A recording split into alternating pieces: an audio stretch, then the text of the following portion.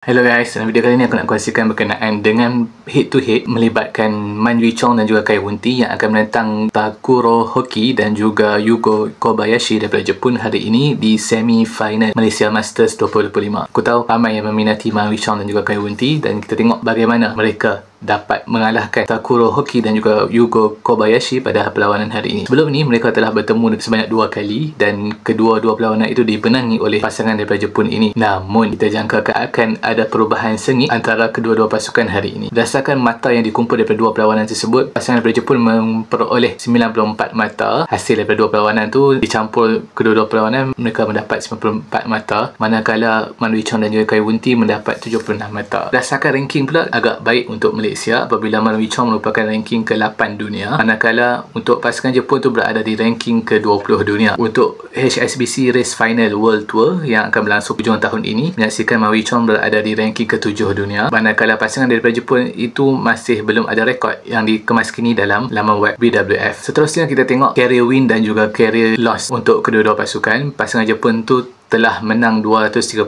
kali, manakala mereka kalah 142 kali. Sementara itu Man Wing Chong dan juga Kai Won-tee telah menang 95 kali dan juga kalah sebanyak 55 kali. Mungkin faktor debut mereka dalam BWF dan menentukan kadar kemenangan dan juga kekalahan mereka. Untuk aksi tahun ini, pasangan daripada Jepun telah menang 5 kali dan juga kalah sekali, manakala Man Wing Chong dan juga Kai Won-tee telah menang 13 kali dan juga kalah 8 kali. Berdasarkan rekod semasa 5 perlawanan terakhir mereka, pasangan Jepun menang 5 perlawanan, manakala pasangan daripada Malaysia, Man Wing Chong dan juga Kai Won-tee menang 4 daripada 5 perlawanan setakat yang terkini. Dari segi usia pula, kita tahu pasangan daripada Jepun ni masing-masing berusia 29 tahun, manakala Man Wing Chong dan juga Kai Won-tee pula masing-masing berusia 25 tahun. Jadi jarak usia mungkin mempengaruhi stamina mereka dan kita harapkan Man Wing Chong dan juga Kai Won-tee dapat mengalahkan pasangan daripada Jepun hari ini, seterusnya layak ke final esok. Jadi untuk fans-fans Man Wing Chong dan juga Kai Won-tee, pastikan korang like, share dan subscribe channel ini untuk update terkini berkaitan dengan badminton Malaysia dan juga update terkini berkaitan dengan Malaysia Masters 2025. Terima kasih.